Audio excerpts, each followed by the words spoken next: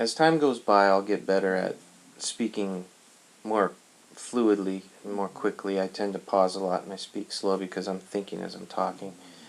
And I want to get to the point on every subject quickly, but I have to think it through to communicate it in a way that I think is clear.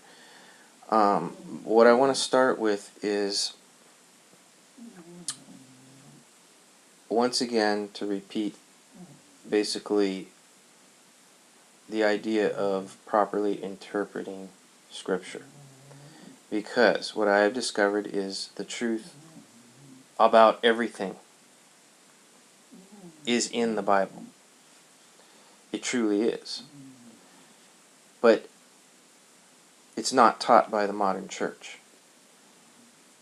Modern schools of theology do not teach pastors and preachers and whatever you want to call them to properly teach the mysteries of the Bible. What is taught is a very surfacey, reductive view of a literal interpretation of the words. What you see is what you get. And so once again, I'm going to hand you the tools for proper interpretation. Generally speaking, first rule, almost everything is either upside down or backwards. And I will give examples of this. So if you can step outside of yourself and all your preconceived notions, all the things you've been taught, all the things you believe, your feelings, your emotions, all those things, if you can just kind of wrap it up and then like step out from it and observe it and realize that that is actually the constructs that your mind has developed over the years of your trying to operate within this reality, within life, and realize that that is not truly you. Who and what you truly are is not your thoughts or your dreams or your emotions or the ideas in your head. Those are constructs created by the mind. The mind is the organ of perception within this materialistic, human, third-dimensional experience. And we'll get into that more later, but this is all within the Bible. It's going to be interesting because I'm going to just kind of hit certain points, and then as time goes by, if I get questions from people, if anyone actually finds these videos and then actually gets something out of them and then has questions, I'll be happy to do my best to answer them and assist in your journey of awakening. But what was I saying? The upside down and backwards. For the most part,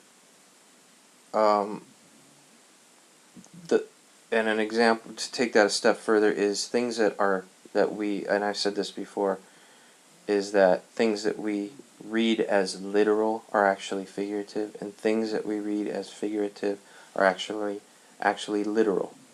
So with those tools in mind, you can actually then, you put those glasses on and you read the Scripture, and it's like a decoder. And you can actually begin to see some great mysteries begin to pop out at you. And things that didn't quite make sense, or things that were hard to grasp, actually all of a sudden take shape and form, and it's like, oh my goodness, that's what it means. And with particular verses, there are double meanings. There's a couple different ways you could look at certain verses, but it all has to do with the reality of existence. Everything within Scripture has to do with the reality of existence. For people who say that religion is evil or it's bad, that's nonsense. They have a personal bias against it. There are so many good, wonderful, loving, caring, giving people who have sacrificed a lot for others. And yes, you could argue that it maybe their motivations were good, but deep inside they are driven by a need to satisfy their own ego or to satisfy a God that may or may not exist. You could argue that. The point I want to make is that there are truly some very wonderful, good, loving people within institutions of religion. Not just Christianity, but many different forms of religion. Because I have met individuals from so many different religions and have had wonderful friendships and relationships and associations with people from various different religions. Hey, we're all human.